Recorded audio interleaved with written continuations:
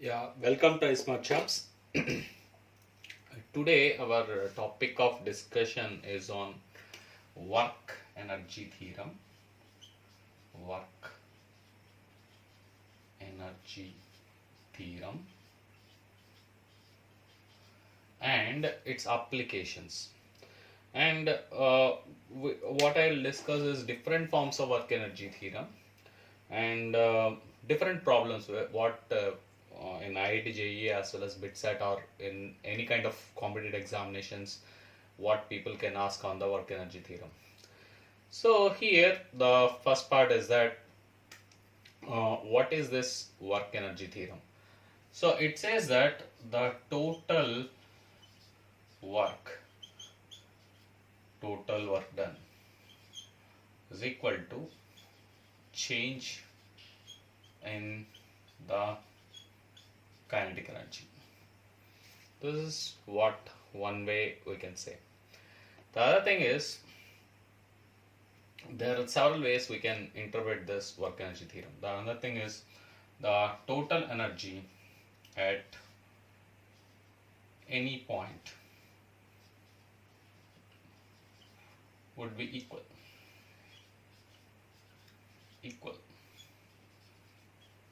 The total energy at any point would be equal. That means the total energy at the point A should be equal to total energy at the point B. This is how one can interpret the work energy theorem. Or other ways of looking at it is the raise in potential energy is equal to change in the kinetic energy. Raise in the potential energy is equal to change in kinetic energy. These are the different ways one can interpret work energy theorem. So based on this, one can I'll give you the mathematical equation, how to use the problems, how to use the work energy theorem for problems, and then we'll solve a typical problem of vertical circle and few other problems connecting to that. So that's the topic goes. Let's see the next part of the video. The next part is writing the mathematical equations for the work energy theorem. So what we'll say is the total work done. Of course, the work done, what we do, that is stored as the potential energy in the system. So that way we can write the total work done is change in the kinetic energy, that is half mvf square. That is the velocity, final velocity. So half m vi square. This is the ke final minus kinetic energy initial, and v final and v initial are the final velocity and initial velocity respectively. And I expect that the student knows what is the expression for the potential energy. Potential energy is mgh, and the kinetic energy expression is half mv square. I expect the student knowing these expressions well before. So based on that, I'm going ahead. If you have any comments, so comments like I don't know the basics of this one. This little bit for the student who has studied a little bit about the work energy theorem already, or there's the first initial understanding of the work energy theorem, or if you what I expect the student knows this potential energy expression and the kinetic energy expression thoroughly, and based on that I'll be solving problems right now. So let's go ahead, and if you don't know this one, I'll try to make a video on this one and I'll refer to this. Okay, so please refer to me, and then please post your comments if you don't know these expressions and how these expressions have come up. Okay, let's move on to the next part. Yeah, let's see some questions on work done first. So here I have these are the top. This connects to the topic of work power energy, and I'm going to discuss what is work power energy related questions which are connected to IIT JEE. So the thing is that here By the way, we know that work is equal to force times displacement. That's very much we know. And whatever the work we perform against the gravity, that's potential energy for us. And now here the scenario is that the work done in lifting a body of mass m having a density of d1 inside a liquid of density d2 through a height of h is w is equal to mgh times 1 minus d2 by d1. This is what we had to prove. And the scenario is that this is the mass what we have, and it should be lifted through a height of h inside the liquid, within the liquid itself. And the liquid is having a density of d2 and the mass is m and it has a density of d1.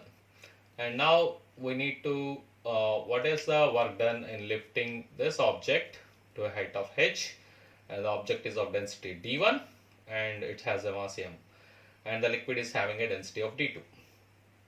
So you can pause the video and then give a try, and the solution follows this. Yeah, let's see the answer right now.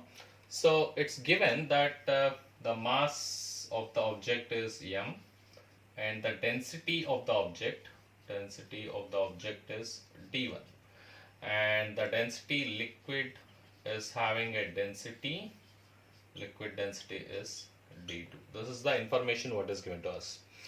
And now if we consider the same scenario outside, to lift the body to the height of h, we need a force of mg and the work done is mgh, and that whatever the work we perform, that is stored as the potential energy which within the object. So but when you go into the liquid, there is another force which will help us to lift the object, that is the buoyant force. So obviously the required force to lift the object is less than that of the normal force what we apply. So mg minus the buoyant force from the liquid. What is this buoyant force? Liquid gives some upward thrust for the object. Liquid gives some upward thrust for the object, and that's called buoyant force. Now the idea is, how do we calculate this buoyant force? So that's the required force will be less than that of the normal force what we apply outside. So because liquid helps the body to push it up. So that buoyant force is calculated like this. It's calculated like mass of the liquid displaced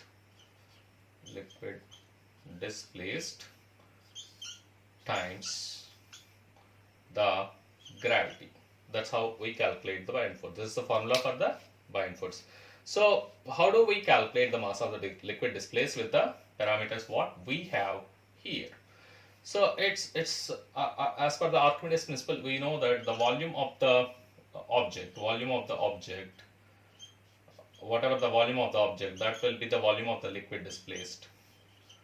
So the volume of the object is equal to volume of the liquid. From this we know the densities. So mass of the object divided by density of the object should be equal. That goes to be volume.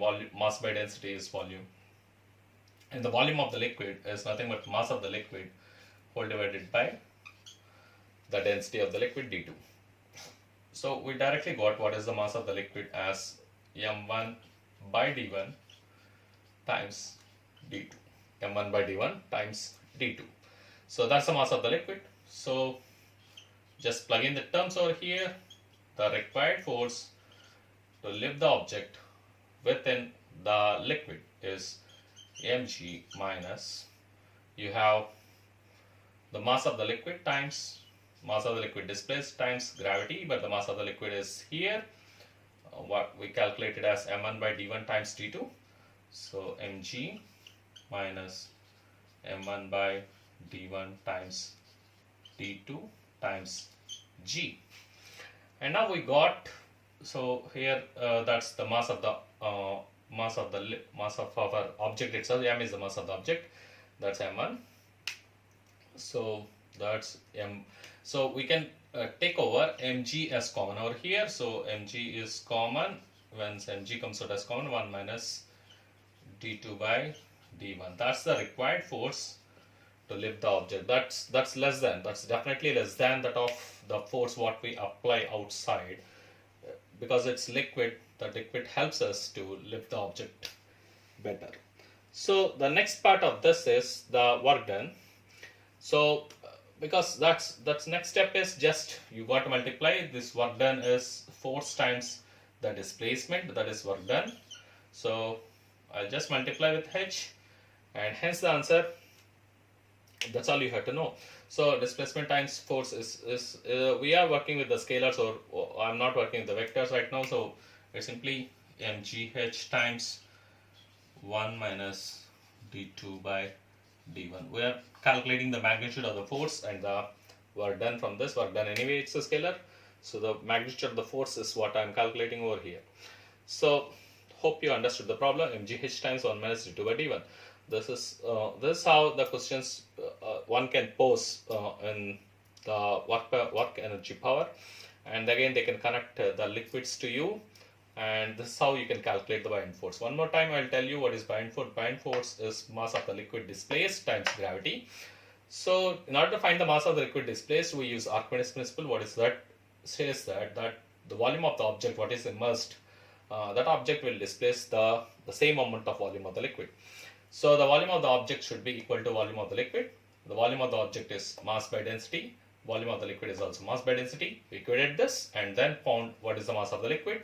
Mass of the liquid as m by d1 times d2, and that we have substituted in order to calculate the buoyant force. So hope you understood the problem. Let's move on to the next question. Yeah, let's see the next question. A uniform rod of mass m and length L is suspended vertically. If it is pulled to a side till it makes an angle theta with the vertical, the work done against gravity is W is equal to mgl by 2 times 1 minus cos theta. So this is the question, and you can pause the video and give it a try, and the answer follows this. Let's see the answer for this question. Assume that the rod is there like this, and the rod is being tilted to an angle theta. And now it's enough for the kind of the system, it's enough to what height this center of mass of the rod is lifted. If we can calculate, that's more than that's sufficient to calculate the answer. So what is center of mass? Center of mass is the point where the entire mass of the object appears to be concentrated at that point. And now it's enough that we calculate that to what height this center of mass is lifted. So it's pretty, the center of mass for this rod is at a length of L by 2, and to what height it is lifted is what we need to calculate. And now that forms a simple triangle, and this is the height to which it is being lifted. And we need to calculate this height. How much is this height? Let's mark the points A. Let's mark this as some B. Let's mark this as some C, and let's mark this as some X.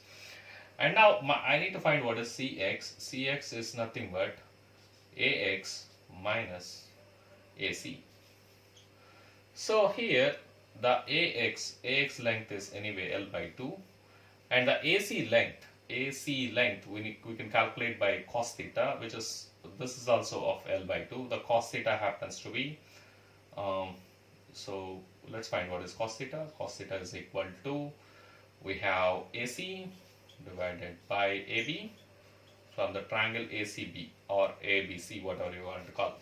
So I have the AC divided by AB is L by 2. So AC we have as L by 2 cos theta. This is same as the earlier problem, so we will work out L by 2 cos theta over here. So the Cx works out to be L by 2 into 1 minus cos theta.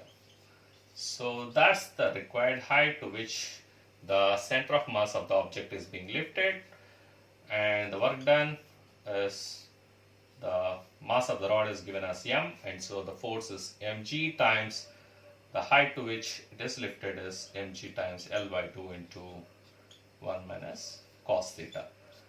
So if you are given a kind of systems like rods or chains kind of thing, you need to consider the center of mass and to what height the center of mass is being lifted.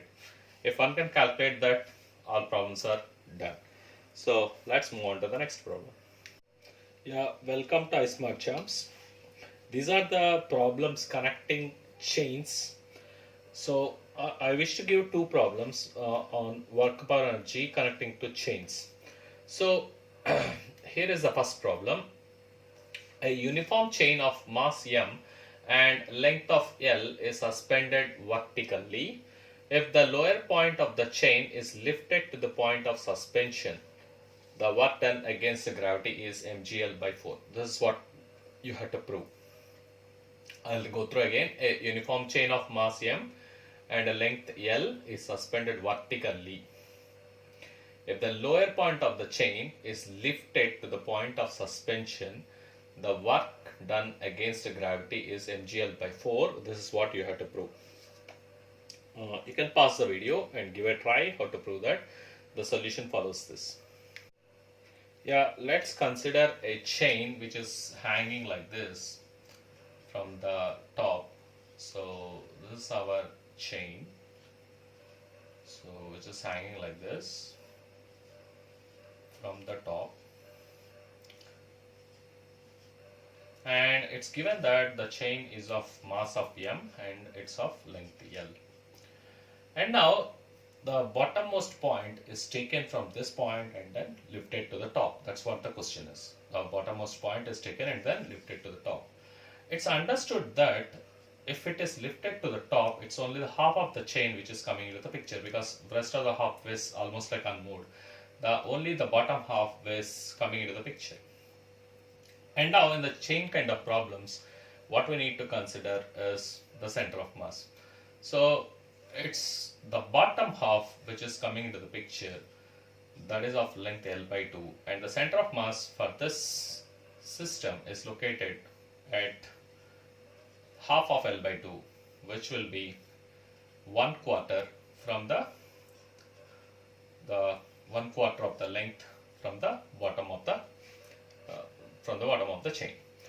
And to what height this should be lifted is easy, which it's obvious that it will match with half of this length, that is 1/4. This is 2/4. This will be the 3/4. And that will be 3/4. This is again L by 4, I should write, and that this whole thing will be looking like 3/4, and this will be the total 4/4. And obviously when this chain is lifted, this point will match with this point by symmetry. You can see that. So the stuff is, from what would be the distance the center of mass is lifted is between this point to this point. That distance happens to be L by 2.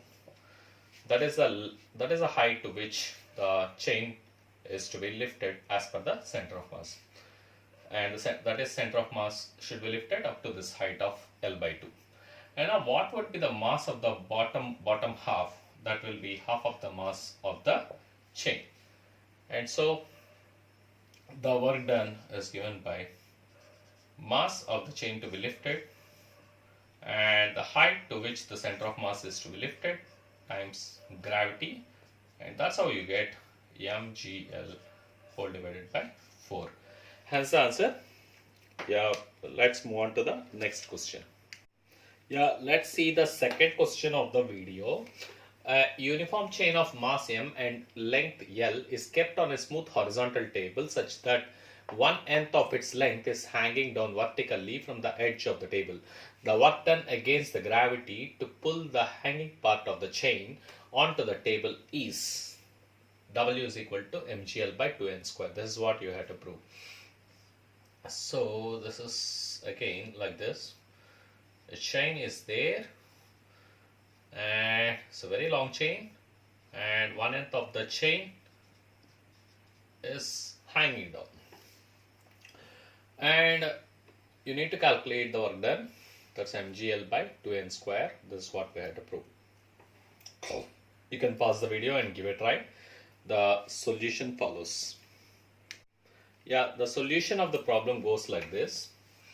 So, and that's, I'll consider a table like this, and then on which a chain is put over here. A chain is there, and the chain total length, we assume it is to be L. L is the length of the chain, and 1/n of the chain, that is L by n, will be hanging down. The rest of the chain is here. That is L minus L by n is here. That's okay. This is not the one we need to worry. And L by nth part is hanging down like this. And now, for this L by nth part, the point where the center of mass lies is what we need to calculate. So that's exactly half of this one. So the center of mass lies at the length of L by 2n. And this is the height required to be lifted. And what would be the mass of 1/n part of the chain? That's what we need to. The chain total mass is m. Because it's 1/n part, we can simply say m by n would be the mass of the chain which is hanging. And so the work done, simply the mass of the chain which is hanging down times the height to which the center of mass to be lifted, that is L by 2n, times g, and hence our answer mgl divided by 2n square. So that's the idea, and that's it, the answer. So hope you understood, and that's it for the video. If you like the video, please subscribe, and thank you very much, and thanks for your patience watching the video. Yeah, let's see the last question of the video. A bullet of mass m is moving with a velocity v, stops in a wooden block after penetrating through a distance of x. If f is the resistance offered by the block to the bullet, then show that f is equal to mv square by 2x. This is a simple application of work energy theorem.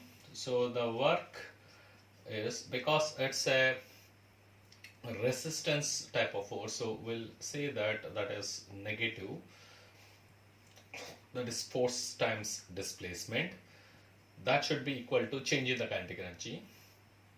So because the bullet is stopped at the distance of x, the final kinetic energy is 0, and the initial kinetic energy of the bullet is half mv square, because m is the mass of the bullet, and then it goes with the velocity v. That's the expression for the kinetic energy. So equating these two, you get fx is equal to half mv square. So f is equal to mv square divided by 2x. Hence the answer. Yeah, that's it. That's it, the video. So hope you liked it, and so please subscribe. This is my request. Please subscribe to the channel, and subscribe button is available here at the bottom corner. It will be available there. Bottom corner there, it will be available. You can click there and then subscribe. And thanks for watching the video, and I'll be making more videos on work energy theorem and other stuff, and then vertical circle, and I'll presenting it to you. And thank you very much. Thanks for watching the video, and please subscribe, give a like, and then give your comments. Thank you. Welcome to I-Smart-Champs. Today our topic of discussion is on a concept which is connected to work energy theorem. It's called vertical circle.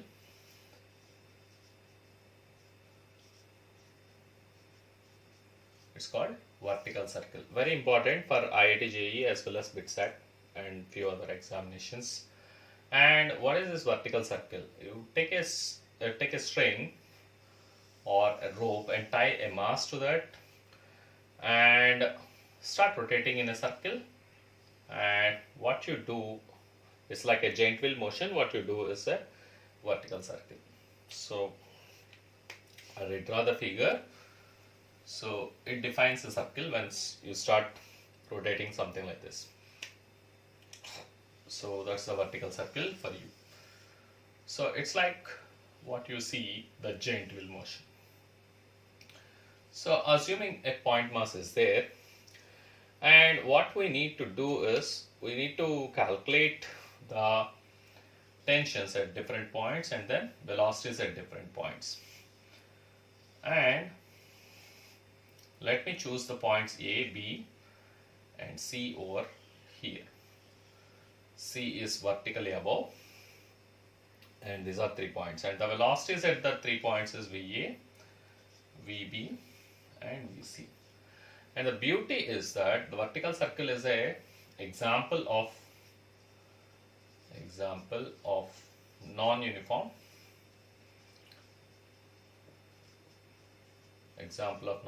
circular motion. It's an example of non-uniform circular motion, and this is the for now this is my axis of rotation what I am considering here, and the particle is rotating within the board, the plane of the board. This is my consideration what I am taking. Right now let's analyze the tensions at each point. The tension is the opposing force which is developed in the string, and let's say at the point A the tension is TA, at the point B the tension is TB, and at the point C the tension is TC. This is how we take the assumptions. Now the stuff is that the net force which is at the point A, the net force is TA minus mg, which is providing the necessary centripetal force for the rotation. So the necessary centripetal force is mva square divided by r. The centripetal force is not constant because from point to point the centripetal force will vary in the vertical circle. That's the beauty here. And at each point, because the velocity as well as speeds are varying from point to point, so your centripetal force will vary. So TA minus mg is equal to mba square by r. That's the first equation over here. I'll take this point C, later I'll come to the point B. And at this point C, we can write the equation Tc plus mg, because mg is acting downwards and Tc is also downwards. Tc plus mg is equal to mbc square divided by r. Mg is also downwards over here, Tc is also downwards over here, so Tc plus mg is what I'm writing. So this is what we get.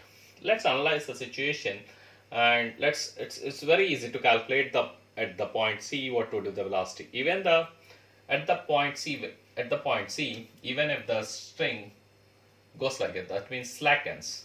That means even if Tc is equal to 0, it completes the vertical circle. So the reason I make the Tc 0 in order to calculate the minimum velocity required at the point C in order to complete the vertical circle. The minimum velocity required at the point C will calculate in order to complete the vertical circle. So Vc square, I can equate mg is equal to m Vc square divided by r.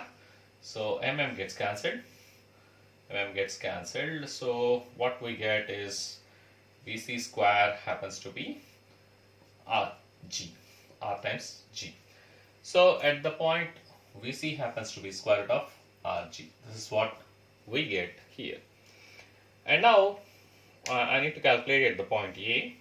So in order to calculate what would be the velocity at the point A, I'll use WorkEnergy Theorem in order to do that. So how to do this? We have already calculated this is the minimum velocity required at the point C in order to complete the vertical circle. So under that condition, even we calculated that using the scenario that even the string slackens like this, even the tension goes to 0, it will have the velocity Vc is equal to square root of rg. With that velocity, it can complete the vertical circle. This is the idea. And now I need to calculate what would be the velocity at the point A. In order to do that, we use WorkEnergy Theorem. How do we use that? The raise in the potential energy from this point to this point, that is work done is moving this mass, the mass of m from this point to this point. This is at a distance of r, that means the radius of the vertical circle is r, and this is also r. R plus r is 2r, and the mass is lifted from this point to this point. That is the raise in the potential energy happens to be mg times 2r. That is the raise in the potential energy. That should be equated with the difference in the kinetic energies. So difference in the kinetic energies is half m into Va square minus half m into Vc square. So Va and C are the points I am considering. So difference in the kinetic energy is this much. So I can cancel the mass on either side. So Va square minus Vc square is equal to 2. I am sending this side, that becomes 4gr. And that's a very important conclusion. And here Vc square is Rg. When I substitute Va square minus Rg is equal to 4gr. So you have the calculation Va square happens to be square root of 5gr. So sorry, square. So Va happens to be square root of 5gr.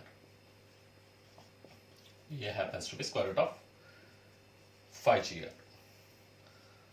This is the minimum velocity required at the bottommost point in order to complete the vertical circle. Now, after calculating Va and Vc, what would be the velocity at any given point where from the point, if you join this line, I mean the string, where the string makes an angle theta with the vertical, at that point what would be? This B is a general point. So I need to calculate the velocity Vb. So in order to do that, I use once again WorkEnergy Theorem. So in order to do that, let's solve this. So at the point B, the raise in the potential energy at the point B is given by mgr times 1 minus cos theta. This problem I solved in my earlier videos, so that becomes mgr into 1 minus cos theta. That difference in the energy, kinetic energy from this point to this point. Why I am taking the difference from point A to the point B is the reason because here the kinetic energy is higher and the kinetic energy is lower as you move on to the top. So you need the maximum energy, you need to give the maximum kinetic energy over here in order to make it move throughout the vertical circle. That's what I mean to say. So here half m Va square minus half m Vb square. Always Va is greater than Vb. The kinetic energy at this bottommost point is larger than compared to this point. The total energy at all points will be equal. That's for sure. So even you can equate the total energy at both the points and arrive to these conclusions. That's fine. That's fine. Okay.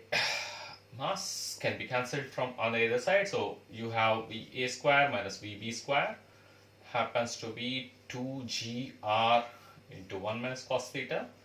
This is what you have, but Va square we have already calculated, so we can calculate Vb square. Vb square is equal to Va square minus 2gr times 1 minus cos theta. This is what the expression we are having. So Va square, we can substitute 5gr minus 2gr plus 2gr cos theta. This is what you have. And 5gr minus 2gr is 3gr plus 2gr cos theta. So you have the Vb is equal to square root of gr times 3 plus 2 cos theta. And that's the expression Vb is equal to square root of gr times 3 plus 2 cos theta. This is the expression which gives the velocity at any point on the vertical circle, and that point defines an angular displacement of theta. So the velocity is a function of theta. That's what we have to understand here. So let's see at the point A what we have calculated. At the point A, the angle with the vertical is 0. So when you substitute 0, that is root of 5gr. 3 plus 2 is 5. Cos 0 is 1. So 3 plus 2 is 5. That is square root of 5gr. At the point C, the angle is 180. So once you put cos 180 is minus 1. 3 minus 2 is 1. So square root of gr is what you get. So that's how one can calculate the velocity at any point on the vertical circle. So that's it for this video. I have many other things what I can solve on the vertical circle. So for now, this is the video and hope you liked it. If you like the video, please subscribe And thank you very much. Thanks for watching the video. And subscribe button will be over there. Thanks for that. Thanks for watching the video.